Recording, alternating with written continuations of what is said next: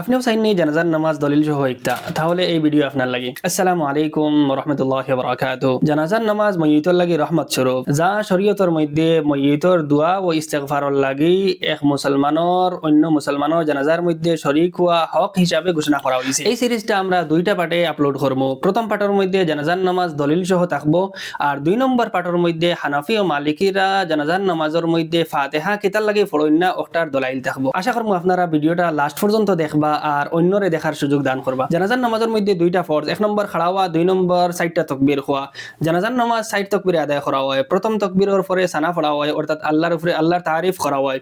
2 নম্বর তাকবীরের পরে নবী আকরাম সাল্লাল্লাহু আলাইহি ওয়াসাল্লামের উপরে দুরূদ ইব্রাহিমি ফাটানি হয়।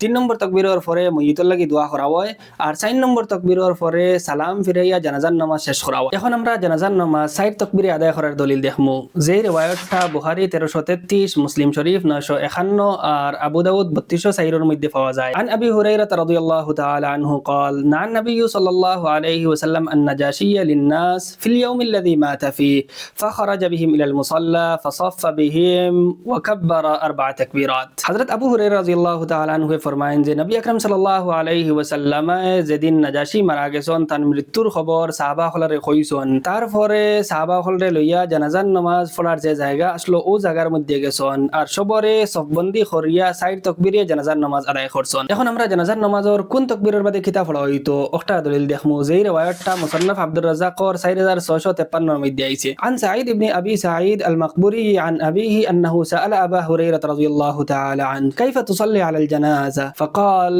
انا لعمر الله اخبرك اتبعها مع اهلها فاذا وضعت كبرت وحمدت الله ثم أصلي على نبيه ثم أقول اللهم إني عبدك وابن عبدك। হযরত আবু সাঈদ মাকবুরি রাহমাতুল্লাহি আলাইহি হযরত আবু হুরায়রা রাদিয়াল্লাহু তাআলা আনহু রে জিকির করছেন যে আপনি জানাজার নামাজ কিলা পড়েন। তখন তাই উত্তর দিছেন যে আল্লাহর কসম আমি তোমারে জানাজার নামাজ কিলা পড়ি শিখাইমু। আমি মইয়তর আহলার লগইয়া জানাজার খরইয়া যাই, যখন মইয়তরে জানাজার লাগি রাখা হই যায় তখন আমি তাকবীর কই ওয়া হামিদুল্লাহ, এরপরে আমি আল্লাহর তারিফ করি, তারপরে আমি নবী আকরাম সাল্লাল্লাহু আলাইহি ওয়াসাল্লামের উপরে দুরূদ ফাটাই, তারপরে আমি আল্লাহুম্মা ইন্নী আবদুকা ওয়া ইবনু আবদিকা এই দোয়াটা পড়ি। 2 নম্বর রিওয়ায়াত যেটা মুসান্নাফ আব্দুর রাজ্জাকর 6462 নম্বর আর মুসান্নাফ ইবনে আবি শাইবার 11375 নম্বর রিওয়ায়াত। আনি শাবি قال التكبيرة الأولى على الميت ثناء على الله والثانية صلاة على النبي والثالثة دعاء للميت والرابعة تسليم।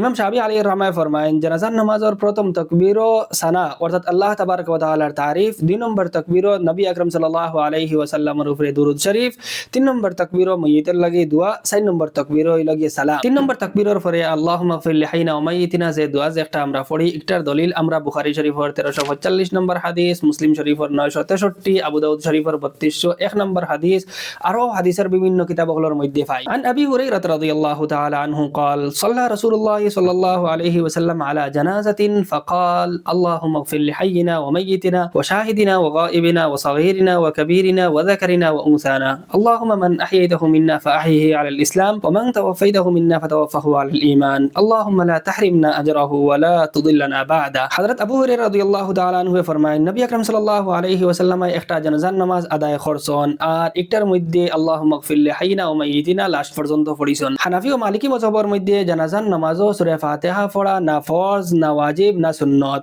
সানা ও দোয়া হিসাবে ফাতিহা পড়া জায়েজ আছে, কিরাত হিসাবে সূরা ফাতিহা পড়া মাকরুহ। শুকরিয়া এই পার্ট লাস্ট পর্যন্ত দেখার লাগি।